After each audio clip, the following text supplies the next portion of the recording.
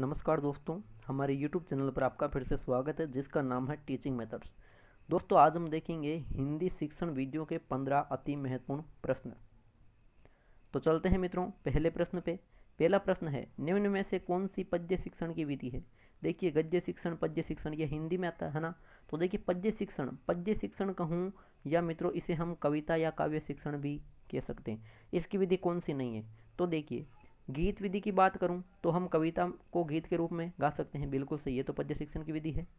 अभिनय विधि की बात करूं तो बिल्कुल कविता का अभिनय के रूप में भी शिक्षण किया जा सकता है ना। तो ये भी क्या है, कविता या पद्य शिक्षण की विधि है। और खंडान्वय विधि की बात करूं तो मित्रों खंडान्वय विधि क्या होती है। खंडान्वय विधि का दूसरा नाम है मित्रों प्रश्नोत्तर विधि। क्या है, प्रश्नोत्तर विधि।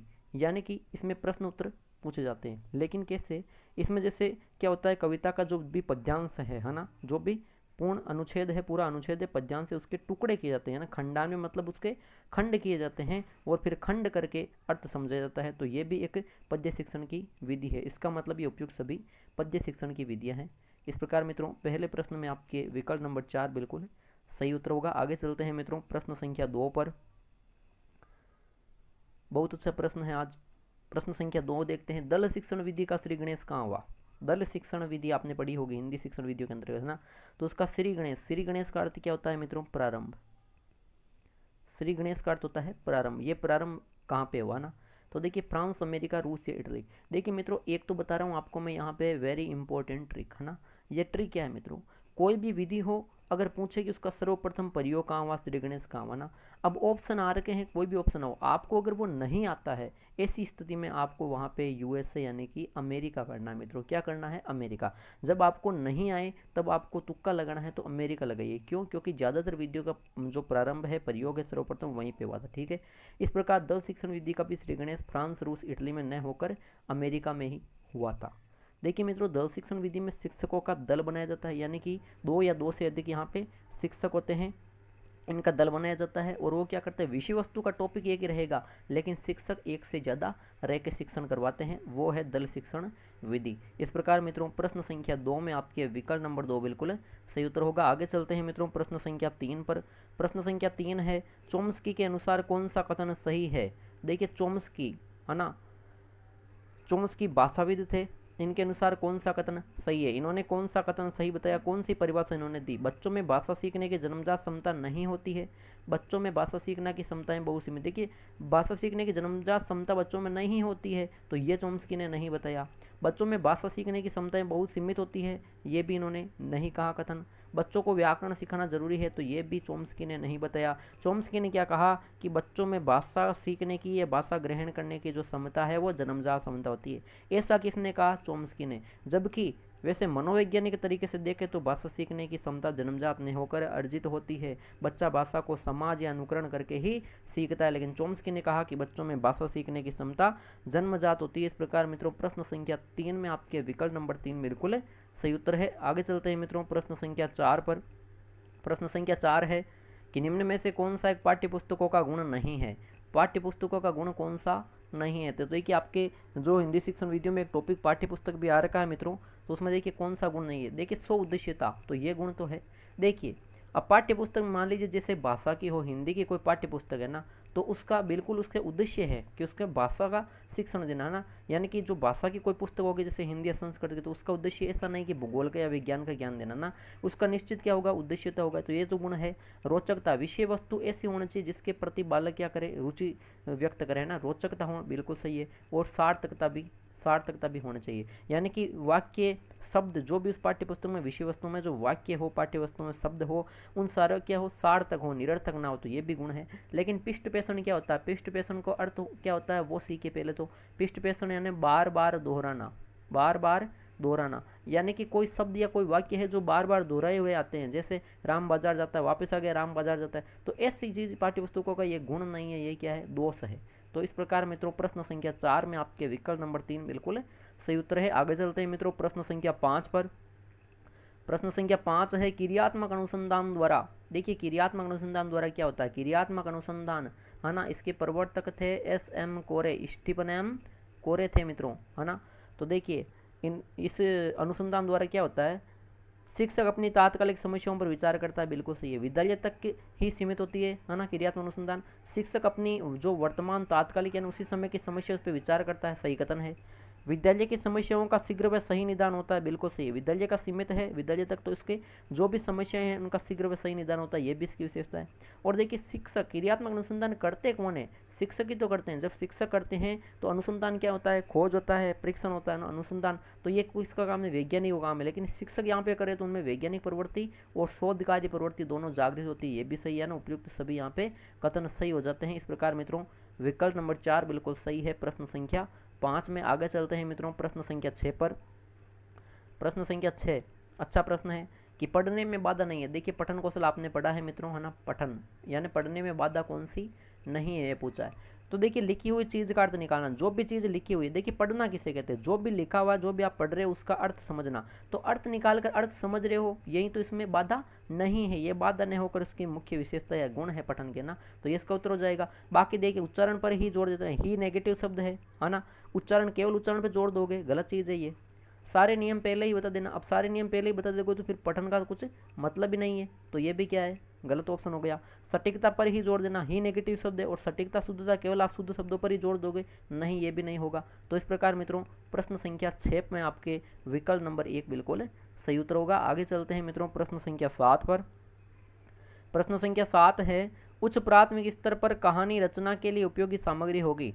देखिए उच्च प्राथमिक स्तर 6 से 8 के लिए ना कहानी रचना करनी है तो कौन सी उपयोगी सामग्री है। देखिए चित्रकथाएं, यानी कि चित्र को देखकर क्या कहानी की रचना कर सकते हैं, बिल्कुल कर सकते हैं, तो ये उपयोगी सामग्री है। क्या श्यामपट पर कहानी रचना करवाई जा सकती है, बिल्कुल, है ना। अधूरी कहानी या तो अधूरी कहानी लिख सकता है, उसे पूरा कीजिए, ये श्यामपट का एक मतलब श्यामपट इसके लिए एक माध्यम हो सकता है, ये भी सही है। और जो फ्लैश कार्ड होते हैं यानी कार्ड होते हैं उन पर कहानी रचना करवाई जा सकती है, यानी कि उपयुक्त सभी कथन यहाँ पे उपयुक्त जो सभी विकल्प है वो उपयोगी सामग्री होगी उच्च प्राथमिक स्तर पर कथा रचना या कहानी रचना के लिए। इस प्रकार मित्रों प्रश्न संख्या 7 में विकल्प नंबर 4 बिल्कुल सही उत्तर होगा। आगे चलते हैं मित्रों प्रश्न संख्या 8 में।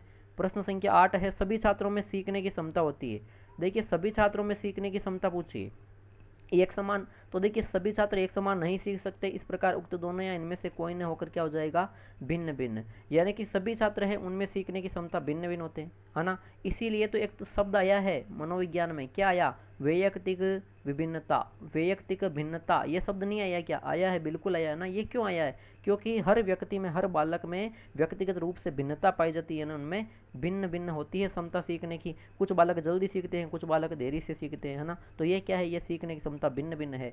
इस प्रकार मित्रों प्रश्न संख्या 8 में विकल्प नंबर 2 बिल्कुल सही उत्तर होगा। आगे चलते हैं मित्रों प्रश्न संख्या 9 पर। व्याकरण भाषा का निम्न में से किसका साधन है। अच्छा प्रश्न है, वेरी इंपॉर्टेंट क्वेश्चन है ये। सीटेट में एक बार पूछा गया है, एक बार ये प्रश्न एचटेट में भी पूछा गया है मित्रों। देखिए व्याकरण है वो भाषा का निम्न में से किसका साधन है। व्याकरण होता क्या है, भाषा को परिमार्जित रूप, भाषा का संशोधित रूप, यानी कि भाषा का शुद्ध रूप, यानी कि ये शुद्धता का साधन है मित्रों। भाषा अगर शुद्ध है इसका मतलब वो व्याकरण है, त्रुटि का बोलने का इनमें से कोई नहीं होगा। तो इस प्रकार मित्रों प्रश्न संख्या 9 में आपके विकल्प नंबर 1 बिल्कुल सही उत्तर है। आगे चलते हैं मित्रों प्रश्न संख्या 10 पर। प्रश्न संख्या 10 देखिए, मुस्कुराकर किसी शब्द को स्पष्ट करना, ये वेरी इंपॉर्टेंट क्वेश्चन एक और लीजिए। और ये प्रश्न तो भाई साहब सेकंड ग्रेड आरपीएससी में पूछा गया है ना। सेकंड ग्रेड आरपीएससी में ये प्रश्न पूछा गया है कि मुस्कुराकर किसी शब्द को स्पष्ट करना क्या है। व्याख्या विधि, अभिनय विधि, अर्थ विस्तार या परिभाषा। देखिए मुस्कुरा कर, देखिए मतलब एक मिनट रुकिए, मुस्कुरा कर नहीं देखना है, मुस्कुरा कर किसी शब्द को स्पष्ट करना, आपको ये मतलब गौर करना है मुस्कुरा कर, ठीक है। तो ये देखिए मुस्कुरा कर अगर किसी शब्द को स्पष्ट किया जाता है, किसी शब्द का अर्थ बताया जाता है या कुछ शब्द बोले जाते हैं, इसका मतलब वो मित्रों अभिनय विधि है। यानी कि मुस्कुराना ये क्या है, ये हाव भाव प्रदर्शित हो रहे हैं, है ना। अंग प्रदर्शन हो रहा है, किसका, हाव भाव प्रदर्शित हो रहे हैं, अभिनय विधि में होते हैं। व्याख्या विधि में शब्द स्पष्ट होता है लेकिन मुस्कुराने की आवश्यकता नहीं है। अर्थ विस्तार विधि में अर्थ का विस्तार, वो गागर में सागर बढ़ना, शब्द स्पष्ट हो सकते हैं लेकिन मुस्कुराकर जरूरी नहीं है, और परिभाषा बताने में मुस्कुराकर जरूरी थोड़ी ना है। तो इस प्रकार मित्रों प्रश्न संख्या 10 में आपके विकल्प नंबर 2 बिल्कुल सही उत्तर है। आगे चलते हैं प्रश्न संख्या 11वें पर।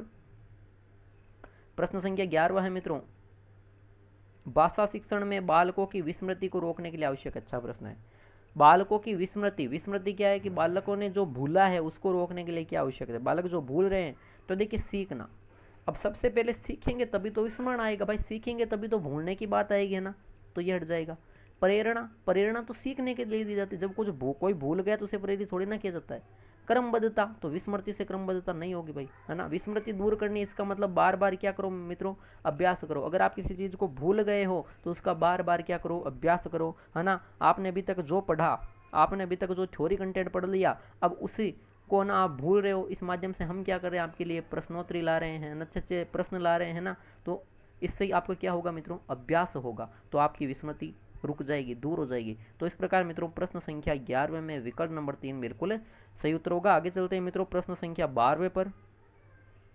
प्रश्न संख्या 12वां है, लिखने और उच्चारण के लिए अनुकरण विधि किस स्तर हेतु उपयोगी है। देखिए, लिखना हो चाहे बोलना हो चाहे सुनना हो ना, कोई भी भाषा का कौशल हो, विधि कौन सी पूछी जा रही है, अनुकरण विधि। देख कर, सुनकर लिखना, बोलना, है ना, ये सारी चीजें ये किस स्तर हेतु उपयोगी है, यानी अनुकरण विधि किस स्तर हेतु उपयोगी है। प्रारंभिक स्तर हेतु यानी कि 1 से 5 शुरुआती प्रारंभिक या प्राथमिक कहूँ, उसके बाद माध्यमिक, ये तो 10वीं तक आ जाता है। उच्च स्तर इससे भी उच्च हो जाता है, और इनमें से कोई नहीं, तो ये विकल्प तो हट जाएंगे। अनुकरण इन स्तरों पर नहीं किया जाता है। अनुकरण किया जाता है मित्रों शुरुआत में, प्रारंभिक स्तर हेतु बच्चे सीखने के लिए शिक्षक का क्या करते हैं, अनुकरण करते हैं। तो इस प्रकार मित्रों प्रश्न संख्या 12वें में विकल्प नंबर 1 बिल्कुल सही हो जाएगा। आगे चलते हैं मित्रों प्रश्न संख्या 13वें पर।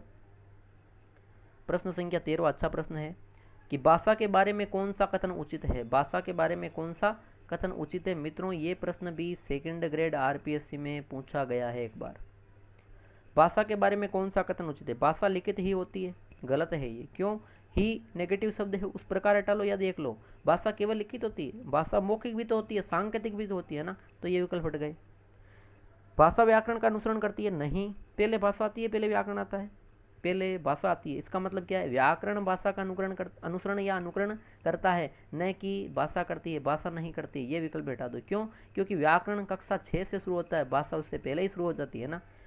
कक्षा 6 से व्याकरण शुरू होगा, ये कथन किसने कहा, रायबर्न महोदय ने कहा। किसने कहा मित्रों, रायबर्न महोदय ने कहा।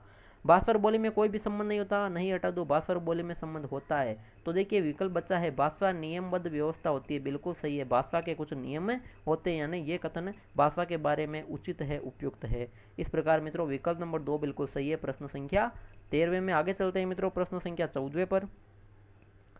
प्रश्न संख्या 14 है, मौन वाचन शिक्षण का उद्देश्य नहीं है। अच्छा प्रश्न है, मौन वाचन जो शिक्षण है मित्रों उसका उद्देश्य कौन सा नहीं। मौन वाचन आप जानते हो, मन ही मन में बोलना बिना होठ हिलाए। तो देखिए इससे मनन शक्ति यानी चिंतन शक्ति विकसित होती है, सही है।